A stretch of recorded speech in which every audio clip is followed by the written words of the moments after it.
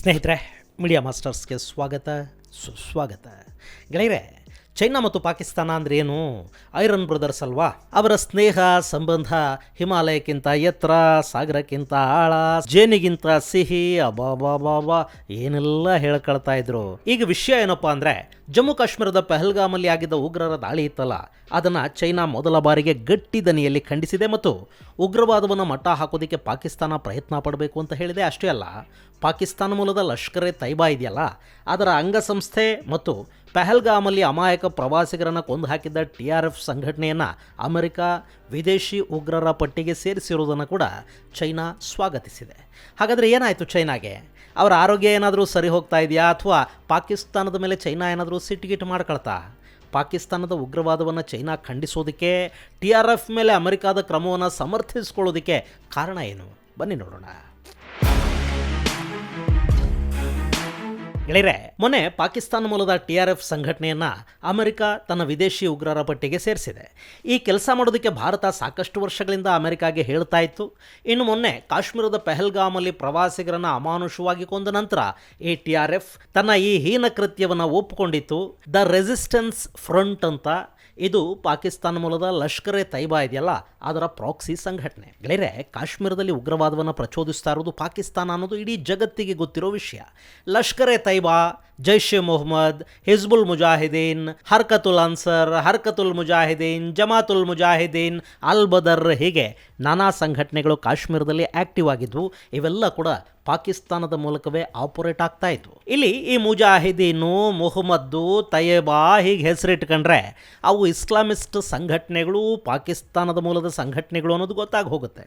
ಹಾಗಲ್ಲದೆ resistance front, tiger force, liberation front, liberation army ಅಂತೆಲ್ಲ ಹೆಸರಿಟ್ಕೊಂಡ್ರೆ ಅದು ಕಾಶ್ಮೀರದ ಸ್ವಾತಂತ್ರ್ಯಕ್ಕಾಗಿ ಕಾಶ್ಮೀರಿಗಳೇ ಕಟ್ಕೊಂಡ ಸಂಘಟನೆ ಅಂತ ಬಿಂಬಿಸೋದಕ್ಕೆ ಸಾಧ್ಯ ಆಗುತ್ತೆ. ಹೆಸರುಗಳ ಇಸ್ಲಾಮೀಕರಣಕ್ಕಿಂತ ಸೆಕ್ಯುಲರ್ ಹೆಸರುಗಳನ್ನು ಇಟ್ಕೊಂಡ್ರೆ ಅನುಕೂಲವಾಗುತ್ತೆ ಅನ್ನೋ ಕಾರಣಕ್ಕೆ ಪಾಕಿಸ್ತಾನದ ಉಗ್ರ ಸಂಘಟನೆಗಳು ತಮ್ಮ ಕಾಶ್ಮೀರಿ ಔಟ್ಫಿಟ್ಗಳಿಗೆ ರೆಸಿಸ್ಟೆನ್ಸು, ಲಿಬರೇಷನ್ನು ಮುಂತಾದ ಹೆಸರುಗಳನ್ನು ಇಡೋದಕ್ಕೆ ಶುರು ಮಾಡಿವೆ. ಇಂಥ ಸಂಘಟನೆಗಳ ಪೈಕಿ ಒಂದು ಈ ರೆಸಿಸ್ಟೆನ್ಸ್ ಫ್ರಂಟ್. ಮೊನ್ನೆ ಪಹಲ್ಗಾಮಲ್ಲಿ ಹತ್ಯಾಕಾಂಡವನ್ನು ಎಸಗಿದ್ದಿದೆ ಸಂಘಟನೆ. ಈಗ ಅದನ್ನು ಅಮೆರಿಕ ತನ್ನ ವಿದೇಶಿ ಉಗ್ರ ಸಂಘಟನೆಗಳ ಪಟ್ಟಿಗೆ ಸೇರ್ಪಡೆ ಮಾಡಿದೆ. ಇನ್ನು ಇಲ್ಲಿ ಕಾಶ್ಮೀರದ ಸಂಘಟನೆಯೊಂದನ್ನು ಉಗ್ರ ಪಟ್ಟಿಗೆ ಅಮೆರಿಕ ಸೇರಿಸಿದರೆ ಅದಕ್ಕೆ ಕಣ್ಣೀರು ಹಾಕ್ತಾ ಇರೋದು ಪಾಕಿಸ್ತಾನ. ಈ ರೆಸಿಸ್ಟೆನ್ಸ್ ಫ್ರಂಟ್ ಅನ್ನೋ ಸಂಘಟನೆ ಅಸ್ತಿತ್ವದಲ್ಲೇ ಇಲ್ಲ, ಅದಕ್ಕೂ ಲಷ್ಕರ್ಗೂ ಸಂಬಂಧ ಇಲ್ಲ. ನಮ್ಮಲ್ಲಿ ಲಷ್ಕರ್ ಎ ತೈಬಾನೇ ಇಲ್ಲ, ಅದನ್ನು ನಾವು ಈಗಾಗಲೇ ನಿರ್ನಾಮ ಮಾಡಿದ್ದೀವಿ. ಈಗದು ಕಾರ್ಯನಿರ್ವಹಿಸ್ತಾ ಇಲ್ಲ. ನಾವು ಉಗ್ರರನ್ನು ಮಟ್ಟ ಹಾಕ್ತಾ ಇದ್ದೀವಿ. ನಾವೇ ನಿಜವಾದ ಸಂತ್ರಸ್ತರು. ದಿನನಿತ್ಯ ಉಗ್ರರ ಜೊತೆ ನಾವು ಹೋರಾಟ ಮಾಡ್ತಾ ಇದ್ದೀವಿ. ನಮ್ಮ ಬಗ್ಗೆ ಜಗತ್ತು ಸಿಂಪತಿ ತೋರಿಸಬೇಕು. ನಾವು ಉಗ್ರವಾದದ ಬಗ್ಗೆ ಝೀರೋ ಟಾಲರೆನ್ಸನ್ನು ಹೊಂದಿದ್ದೀವಿ. ಆಫ್ಘನಿಸ್ತಾನದಲ್ಲಿ ದಾಳಿ ನಡೆಸಿದ್ದ ಐಸಿಸ್ ಉಗ್ರನನ್ನು ಅಮೆರಿಕಾಗೆ ಹಿಡಿದುಕೊಟ್ಟಿದ್ದೀವಿ ಅಂತೆಲ್ಲ ಪಾಕಿಸ್ತಾನ ಹೇಳ್ಕೊಳ್ಳೋದಕ್ಕೆ ಶುರು ಮಾಡಿದೆ. ಅಲ್ಲಿ ಟ್ರಂಪ್ ಅಧಿಕಾರಕ್ಕೆ ಬಂದ ಕೂಡಲೇ ಅಮೆರಿಕಾನ ಖುಷಿ ಪಡಿಸೋದಕ್ಕೆ, ಟ್ರಂಪ್ಗೊಂದು ಸ್ವಲ್ಪ ಬೆಣ್ಣೆ ಹಚ್ಚೋದಕ್ಕೆ ಪಾಕಿಸ್ತಾನ ತಾನೇ ಆಶ್ರಯ ಕೊಟ್ಟಿದ್ದ ಐಸಿಸ್ ಉಗ್ರನೊಬ್ಬನನ್ನು ಹಿಡ್ಕೊಂಡು ಅಮೆರಿಕಾಗೆ ಕೊಟ್ಟುಬಿಡ್ತು. ಇಷ್ಟು ಮಾಡಿದರೆ ಸಾಕಾಗತ್ತಾ?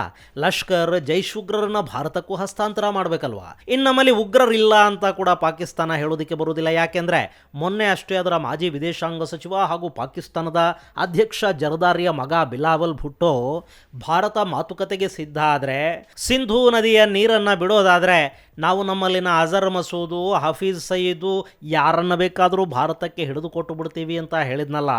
ಹಾಗಾದರೆ ಅವರು ಪಾಕಿಸ್ತಾನದಲ್ಲೇ ಇಲ್ಲದೇ ಇದ್ದರೆ ಏನು ಚಂದ್ರಮಂಡಲದಿಂದ ಅವರನ್ನು ಹಿಡ್ಕೊಂಡು ಬಂದು ಭಾರತಕ್ಕೆ ಒಪ್ಪಿಸುತ್ತಾ ಪಾಕಿಸ್ತಾನ?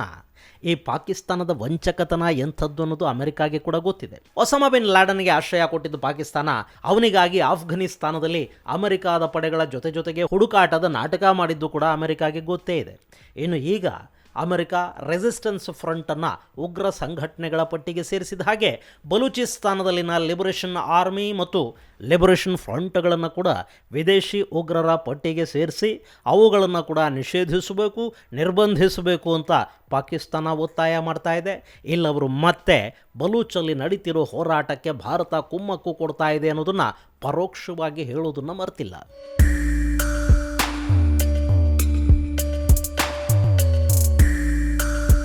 ಆದರೆ ಗೆಳೆಯರೆ, ಇಲ್ಲಿ ಪಾಕಿಸ್ತಾನ ಏನೇ ಗೋಳಾಡಿದ್ರು ಉರುಳಾಡಿದ್ರು ರೆಸಿಸ್ಟೆನ್ಸ್ ಫ್ರಂಟ್ ಅಮೆರಿಕಾದ ಉಗ್ರ ಪಟ್ಟಿಯನ್ನು ಸೇರಿ ಆಯಿತು. ಮೊನ್ನೆ ಪಾಕಿಸ್ತಾನದ ಸೇನಾ ಮುಖ್ಯಸ್ಥ ಅಮೆರಿಕಾಗೆ ಹೋಗಿ ಟ್ರಂಪ್ಗೆ ನೋಬಲ್ ಕೊಡಬೇಕು ಅಂತ ಹೇಳಿ ಅಲ್ಲಿ ಪಾದಗಳನ್ನು ನೆಕ್ಕಿ ಬಂದ ನಂತರ ಕೂಡ ಅಮೆರಿಕ ರೆಸಿಸ್ಟೆನ್ಸ್ ಫ್ರಂಟ್ ವಿಷಯದಲ್ಲಿ ಏನು ಮಾಡಬೇಕು ಅದನ್ನೇ ಮಾಡಿದೆ.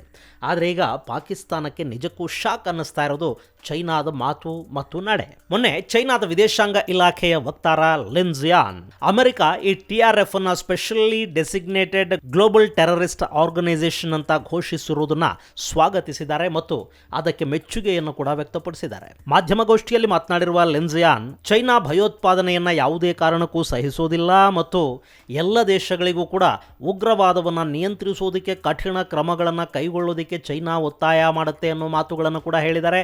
ಜೊತೆಗೆ ಏಪ್ರಿಲ್ 22ರಂದು ಪಹಲ್ಗಾಂವಲ್ಲಿ ನಡೆದ ದಾಳಿಯನ್ನು ಕೂಡ ಚೈನಾ ತೀವ್ರವಾಗಿ ಖಂಡಿಸುತ್ತೆ ಅನ್ನೋ ಮಾತನ್ನು ಕೂಡ ಲಿನ್ ಜಿಯಾಂಗ್ ಆಡಿದ್ದಾರೆ. ಇದನ್ನ ಜೀರ್ಣ ಮಾಡ್ಕೊಳ್ಳೋದಕ್ಕೆ ಈಗ ಪಾಕಿಸ್ತಾನಕ್ಕೆ ಕಷ್ಟ ಆಗ್ತಾ ಇದೆ. ಐರನ್ ಬ್ರದರ್ನಿಂದ ಬಹುಶಃ ಇದನ್ನವರು ನಿರೀಕ್ಷೆ ಮಾಡಿರಲಾರರು. ಗೆಳೆಯರೆ, ನಿಮಗಿಲ್ಲಿ ಸಣ್ಣ ವಿಷಯವೊಂದನ್ನು ನೆನಪು ಮಾಡ್ತೀನಿ. ಪಹಲ್ಗಾಮಲ್ಲಿ ಪ್ರವಾಸಿಗರ ಮೇಲೆ ದಾಳಿ ನಡೀತಲ್ಲ, ಅದೇ ಸಂದರ್ಭದಲ್ಲಿ ವಿಶ್ವಸಂಸ್ಥೆಯ ಭದ್ರತಾ ಮಂಡಳಿಯಲ್ಲಿ ಕೂಡ ಪಹಲ್ಗಾಂವ್ ದಾಳಿಯನ್ನು ತೀವ್ರವಾಗಿ ಖಂಡಿಸಲಾಯಿತು ಮತ್ತು ಒಂದು ಖಂಡನಾ ನಿರ್ಣಯವನ್ನು ಕೈಗೊಳ್ಳಲಾಯಿತು. ಆ ಸಂದರ್ಭದಲ್ಲಿ ಖಂಡನಾ ನಿರ್ಣಯದಲ್ಲಿ TRFನ ಹೆಸರು ಸೇರಿಸೋದಕ್ಕೆ ಭಾರತ ಪ್ರಯತ್ನ ಪಡ್ತು. ಆದರೆ ಅವತ್ತದನ್ನು ತೀವ್ರವಾಗಿ ವಿರೋಧಿಸಿದ್ದು ಮತ್ತು TRFನ ಹೆಸರು ಸೇರ್ಪಡೆ ಆಗದ ಹಾಗೆ ನೋಡಿಕೊಂಡಿದ್ದು ಭದ್ರತಾ ಮಂಡಳಿಯ ಕಾಯಂ ಸದಸ್ಯ ದೇಶ ಚೈನಾ. ಅಷ್ಟೇ ಅಲ್ಲ, ವಿಶ್ವಸಂಸ್ಥೆಯ ಉಗ್ರರ ಪಟ್ಟಿಗೆ ಪಾಕಿಸ್ತಾನದ ಯಾವುದೇ ಉಗ್ರ ಅಥವಾ ಉಗ್ರ ಸಂಘಟನೆಯನ್ನು ಸೇರ್ಪಡೆ ಮಾಡೋದಕ್ಕೆ ಒತ್ತಾಯಗಳು ಕೇಳಿಬಂದಾಗ ಕೂಡ ಪಾಕಿಸ್ತಾನದ ಉಗ್ರರ ಪರ ನಿಂತ್ಕೊಳ್ತಾ ಇದ್ದದ್ದು ಚೈನಾನೇ. ಅಂಥ ಚೈನಾ ಈಗ ಪಹಲ್ಗಾಮ್ ದಾಳಿಯನ್ನು ಖಂಡಿಸ್ತಾ ಇದೆ. TRF ಸಂಘಟನೆಯನ್ನು ಡೆಸಿಗ್ನೇಟೆಡ್ ಟೆರರಿಸ್ಟ್ ಪಟ್ಟಿಗೆ ಸೇರಿಸಿ ಅಮೆರಿಕ ಒಳ್ಳೆ ಕೆಲಸ ಮಾಡ್ತು ಅಂತ ಕೂಡ ಚೈನಾ ಹೇಳ್ತಾ ಇದೆ. ಯಾಕೆ ಹೀಗೆ? ವಿಷಯ ಇರೋದೇ ಇಲ್ಲಿ. ಆಪರೇಷನ್ ಸಿಂಧೂರ್ ಸಮಯದಲ್ಲಿ ಪಾಕಿಸ್ತಾನದ ಬೆನ್ನಿಗೆ ಗಟ್ಟಿಯಾಗಿ ನಿಂತದ್ದು ಚೈನಾ. ಅವರು ಪಾಕಿಗಳಿಗೆ ಏನೆಲ್ಲ ಕೊಟ್ಟರು, ಆಯುಧಗಳನ್ನು ಸರಬರಾಜು ಮಾಡಿದರು, ಕ್ಷಣದ ಸ್ಯಾಟಲೈಟ್ ಮಾಹಿತಿಯನ್ನು ಪಾಕಿಸ್ತಾನದ ಜೊತೆ ಹಂಚಿಕೊಂಡ್ರು, ಭಾರತದ ಸೇನೆಯ ಮೂವ್ಮೆಂಟ್ ಬಗ್ಗೆ ಮಾಹಿತಿಯನ್ನು ಕೊಟ್ಟರು, ಪಾಕಿಸ್ತಾನದ ಪರ ಪ್ರೊಪಗಂಡಾ ವಾರ್ ಕೂಡ ಮಾಡಿದರು, ಪಾಕಿಸ್ತಾನ ಭಾರತದ ಯುದ್ಧ ವಿಮಾನಗಳನ್ನು ಹೊಡೆದು ಹಾಕಿದೆ ಅನ್ನೋ ಸುಳ್ಳನ್ನು ಪದೇ ಪದೇ ಹೇಳಿದರು, ವಿದೇಶಿ ಮಾಧ್ಯಮಗಳ ಮೂಲಕ ಹೇಳಿಸಿದರು. ಆದರೆ ಈ ಪಾಕಿಸ್ತಾನ ಏನು ಮಾಡ್ತು? ಯುದ್ಧ ನಿಲ್ಲಿಸಿ, ಏನಾದರೂ ಮಾಡಿ ಯುದ್ಧ ನಿಲ್ಲಿಸಿ ಅಂತ ಅಮೆರಿಕಾದ ಮೊರೆ ಹೋಯಿತು. ಇನ್ನು ಸೀಸ್ ಫೈರ್ ಆದ ಬೆನ್ನಲ್ಲೇ ಪಾಕಿಸ್ತಾನದ ಸೇನಾ ಮುಖ್ಯಸ್ಥ ಮುಲ್ಲಾ ಮುನೀರ್ ಚೈನಾಗೊಂದು ಥ್ಯಾಂಕ್ಸ್ ಕೂಡ ಹೇಳಲಿಲ್ಲ. ಬದಲಿಗೆ ಅಮೆರಿಕಾದ ಮಾತು ಕೇಳ್ಕೊಂಡು ಇರಾನ್ ವಿರುದ್ಧ ಇಸ್ರೇಲಿಗೆ ಸಹಾಯ ಮಾಡಿ ಬಂದ. ಇರಾನ್ನ ಸೇನಾ ನಾಯಕ ಬಗೇರಿಯ ಸಾವಿಗೆ ಇದೇ ಮುಲ್ಲಾ ಮುನೀರ್ ಕಾರಣನಾದ. ಅದರ ಬೆನ್ನಲ್ಲೇ ಮುನೀರ್ ಅಮೆರಿಕಾಗೆ ಓಡಿ ಹೋದ, ಟ್ರಂಪ್ ಪಾದಗಳಿಗೆ ಬಿದ್ದು ಬಂದ. ಆದರೆ ಅವರಿಗೆ ಸಹಾಯ ಮಾಡಿದ ಚೈನಾಗೆ ಪಾಕಿಸ್ತಾನ ಏನನ್ನು ವಾಪಸ್ ಕೊಡಲಿಲ್ಲ. ಕನಿಷ್ಠ ಪಕ್ಷ ಬಲೂಚಲ್ಲಿ ಅವರ ಆಸ್ತಿಪಾಸ್ತಿಗಳನ್ನು ಕಾಪಾಡುವ ಕೆಲಸವನ್ನು ಕೂಡ ಪಾಕಿಸ್ತಾನ ಮಾಡಲಿಲ್ಲ. ಇನ್ನು ಚೈನಾ ನಮ್ಮ 5ನೇ ತಲೆಮಾರಿನ ಯುದ್ಧ ವಿಮಾನಗಳನ್ನು ಪಾಕಿಸ್ತಾನಕ್ಕೆ ಕೊಡ್ತೀವಿ ಅಂತ ಹೇಳ್ಕೊಳ್ತು. ಆದರೆ ಪಾಕಿಸ್ತಾನ ಅಂಥದ್ದೇನೂ ಇಲ್ಲ. ಅವರು ಸುಮ್ಮನೆ ಹೇಳ್ತಿದ್ದಾರೆ, ನಾವು J-35 ಯುದ್ಧ ವಿಮಾನಗಳನ್ನು ಖರೀದಿ ಮಾಡಬೇಕು ಅಂತ ಕೂಡ ಅಂದ್ಕೊಂಡಿಲ್ಲ ಅಂತ ಹೇಳೋ ಮೂಲಕ ಚೈನಾದ ಆಯುಧಗಳು ನಮಗೆ ಕೆಲಸಕ್ಕೆ ಬರೋದಿಲ್ಲ, ಅವು ವ್ಯರ್ಥ ಅನ್ನೋ ಥರದ ಹೇಳಿಕೆಯನ್ನು ಪಾಕಿಸ್ತಾನ ಕೊಟ್ಟುಬಿಡ್ತು. ಈ ಮಾತು ಕೂಡ ಅವರು ಹೇಳಿದ್ದೇನಲ್ಲ, ಅಮೆರಿಕ ಪಾಕಿಗಳ ಮೂಲಕ ಹಾಗೆ ಹೇಳಿಸ್ತು. ಇಲ್ಲಿ ಪಾಕಿಸ್ತಾನಕ್ಕೆ IMFನ ಭಿಕ್ಷೆ ಬೇಕಿತ್ತು, ವಿಶ್ವ ಬ್ಯಾಂಕ್ನ ಸಾಲ ಬೇಕಿತ್ತು. ಹೀಗಾಗಿ ಇಷ್ಟು ದಿನ ಸಾಕ್ತಾ ಬಂದ ಚೈನಾನ ಬಿಟ್ಟು ಅವರು ಮತ್ತೆ ಅಮೆರಿಕ ಅನ್ನೋ ಹಳೆ ಗಂಡನ ಪಾದವನ್ನೇ ಹಿಡಿದ್ರು.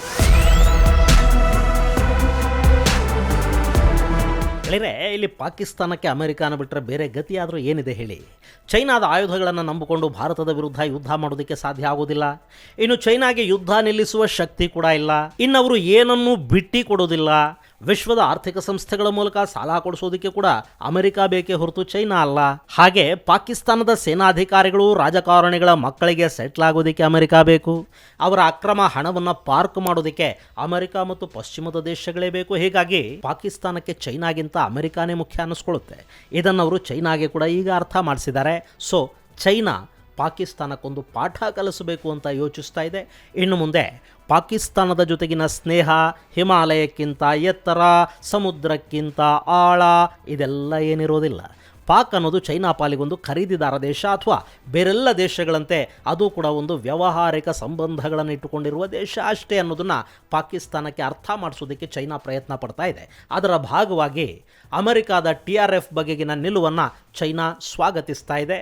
ಭಯೋತ್ಪಾದನೆಯ ವಿರುದ್ಧ ಕ್ರಮ ಕೈಗೊಳ್ಳಿ ಅಂತ ಪಾಕಿಸ್ತಾನಕ್ಕೆ ಕಿವಿ ಮಾತನ್ನು ಕೂಡ ಹೇಳ್ತಾ ಇದೆ. ಇನ್ನು ಗೆಳೆಯರೆ, ಅಲ್ಲಿನ ವಿದೇಶಾಂಗ ಸಚಿವರನ್ನ ಮಾಧ್ಯಮಗಳು ಪ್ರಶ್ನೆ ಕೇಳೋದು ಅನ್ನೋದಿದೆ ನೋಡಿ, ಅದು ಕೂಡ ಚೈನಾದಲ್ಲಿ ಹೇಗೆ ಅಂದರೆ, ಯಾವ ಪ್ರಶ್ನೆಯನ್ನು ಪತ್ರಿಕೆ ಬೇಡಿಕೆಗಳು ಕೇಳಬೇಕು, ಏನನ್ನ ಕೇಳಬಾರ್ದು ಅನ್ನೋದನ್ನ ಮೊದಲೇ ಸರ್ಕಾರ ನಿರ್ಧಾರ ಮಾಡಿರುತ್ತೆ. ಅನುಮತಿ ಪಡೆದ ಅಥವಾ ಸರ್ಕಾರ ಹೇಳಿದ ಪ್ರಶ್ನೆಗಳನ್ನ ಮಾತ್ರ ಅಲ್ಲಿನ ಮಾಧ್ಯಮಗಳು ಕೂಡ ಕೇಳುತ್ತವೆ. ಸೊ ಇಲ್ಲಿ ಪಾಕಿಸ್ತಾನದ TRF ಬಗ್ಗೆ ಕೂಡ ಸರ್ಕಾರ ತನ್ನ ನಿಲುವನ್ನು ಬಹಿರಂಗಪಡಿಸೋದಕ್ಕಾಗಿ ಪತ್ರಕರ್ತರ ಮೂಲಕ ಕೇಳಿಸಿಕೊಂಡ ಪ್ರಶ್ನೆ ಮತ್ತು ಅದಕ್ಕೆ ಕೊಡಬೇಕಾದ ಉತ್ತರವನ್ನು ಅಲ್ಲಿ ಕೊಟ್ಟಿದ್ದಾರೆ. ಹೀಗಾಗಿ ಪಾಕಿಸ್ತಾನ ಈಗ ಮತ್ತೆ ಚೈನಾಗೆ ಬೆಣ್ಣೆ ಹಚ್ಚೋದಕ್ಕೆ ಶುರು ಮಾಡಬೇಕಿದೆ. ಇದು ಒಂಥರ ಮಜಾ ಇದೆ ಅಲ್ವಾ? ಇದು ಗೆಳೆಯರೆ, ಚೈನಾ ಪಾಕಿಸ್ತಾನಿ ಉಗ್ರ ಸಂಘಟನೆಯ ವಿರುದ್ಧ ಭಾರತದ ಪರ ಮಾತನಾಡಿರುವುದರ ಹಿಂದಿನ ಕಾರಣ.